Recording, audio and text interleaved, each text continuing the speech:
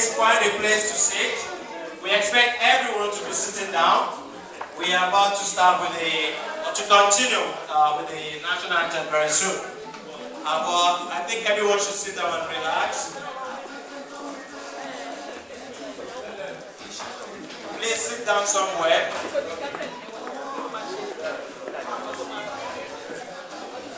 Please, can we all be seated?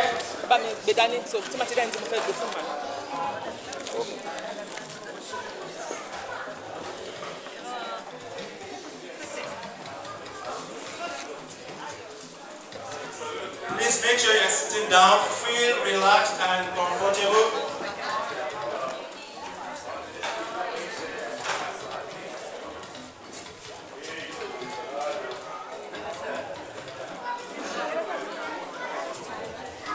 Please, can the children find somewhere to sit? Please, can you sit down somewhere?